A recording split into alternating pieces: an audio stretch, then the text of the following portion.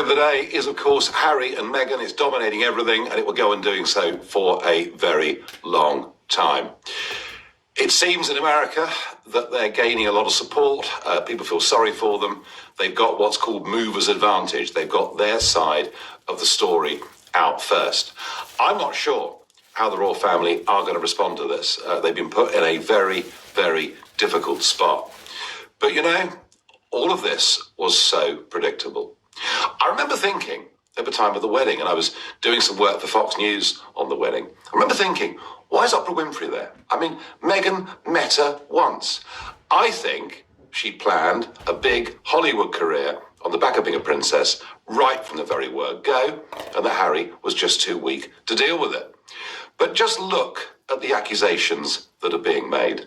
Look at the charge against the royal family of racism.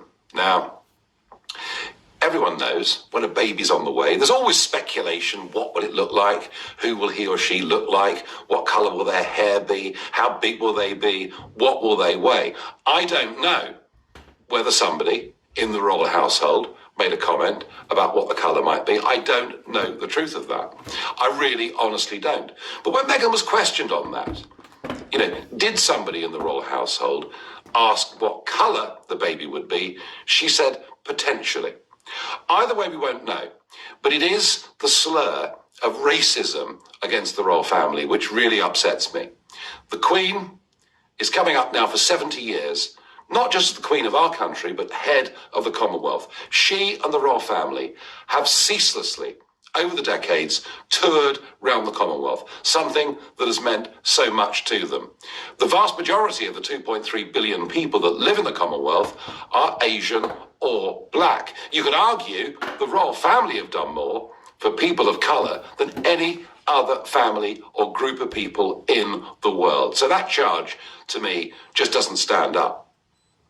As for this whole business about mental health, about bullying, about being silenced, well, you know, she might have thought she was joining a soap opera, but she was joining the royal family. Maybe she thought she was going to replace Lady Di. Maybe she thought she was going to be the centre of all attention. But the idea that she has somehow been done down or discriminated against in any way is nonsense. The crowds that were there on the day of the royal wedding, the street parties that took place across the country, the media, it was wall to wall. Do you remember her going to Brixton? They were cheering, "We love you, Meghan." I can't think of anything, any negativity in the press at the time of their wedding. Sure, criticism followed. It always does if you're a public figure with the English tabloid press. That goes with the territory. But this all started because Harry and Meghan were lecturing us about climate change, about carbon emissions, whilst flying around the world in private jets. And that was when the criticism began. So off they went to Canada, to live in isolated Canada, because they didn't want the press speculation. Really? Well, now Harry's on the James Corden show. They're both appearing in a 2-hour special with Oprah Winfrey. If you haven't watched the CBS output last night, you can, if you wish, see it on ITV today. But it's all about victimhood. It's all about how badly they've been treated. And they are posing an enormous threat to the royal family, who are going to find it, as I said before, very tough to answer some of these negatives. I kind of grew up thinking that Edward VIII, Wallis Simpson, these were really bad people. And yet, when you look at it, you know, they were interviewed, big sit down in their house in Paris in about 1970, and both of them were loyal to the crown, did not say disobliging things about it to their dying day, despite the fact they were treated very, very harshly indeed.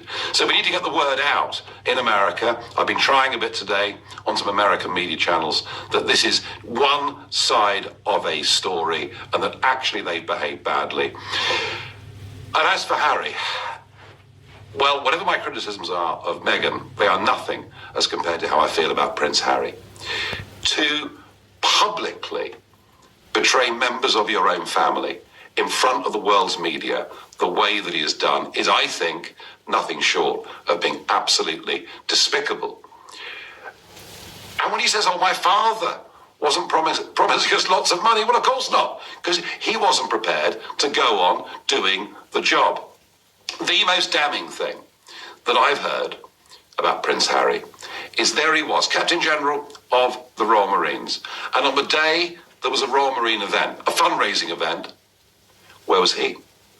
In Leicester Square, talking to the boss of Disney, Bob Iger, and overheard saying to Eisner, my wife would like some voiceover work. So don't talk to us about duty being universal.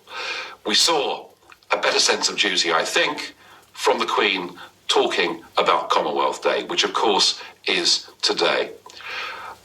I think the time has come to strip them of their royal titles. They are clearly intent on, number one, destroying the monarchy, and number two, making themselves as bigger stars, as bigger leaders of the woke revolution in America and the rest of the world. It's a very, very sad day for this country. I have no sympathy for either of them whatsoever. She must have known what she was getting into. He was born into a life of privilege. I know it was an awful thing to lose his mother in such a public way at that young age.